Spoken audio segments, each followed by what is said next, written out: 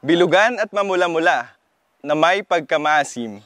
Yan ang kilalang karakter ng lubeg o Philippine cherry.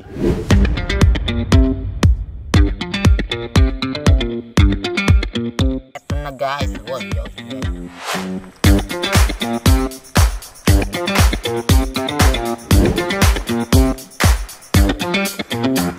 asim kiling!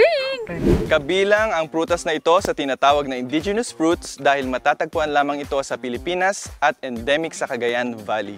Ngunit kahit ito'y sariling atin, marahil hindi mo pa ito nakikita o natitikman. Ang lubeg ay hindi lang masarap kainin.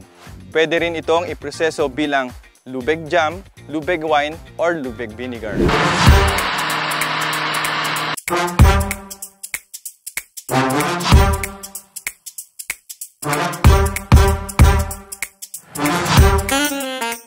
Ang lubeg yogurt, nakatikim ka na ba? Upang mas makilala ang lubeg o tumagal ang buhay o shelf life nito, nagsagawa ang Cagayan State University Piat Campus ng research utilization ng lubeg as natural flavorant for milk and milk products. Ang lubeg yogurt ay hindi lang mataas ang nutritional value, kundi malaki din ang potensyal pangkabuhayan, lalo na sa mga nagtatanim nito, pati na rin sa mga nag-aalaga ng dairy cows. Narito ang mga mahalagang hakbang upang maisagawa ang pananaliksik sa pagproseso ng lubeg yogurt.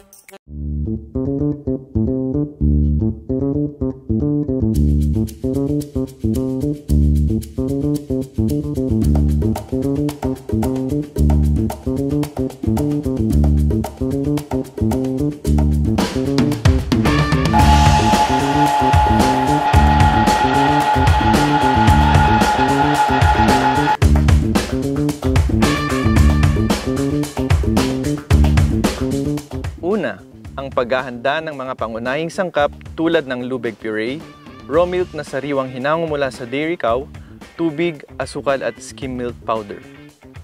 Kabilang din dito ang paghahanda ng starter cultures na mahalaga sa paggawa ng probiotic products tulad ng lubeg yogurt.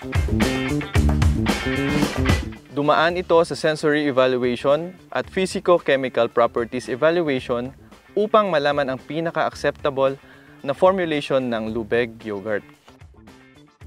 Tiyak na ito ay abot kaya dahil nagsagawa rin tayo ng product costing kung saan binase ang presyo ng final product sa ginamit na raw materials, packaging materials at iba pang nagastos para sa paggawa nito.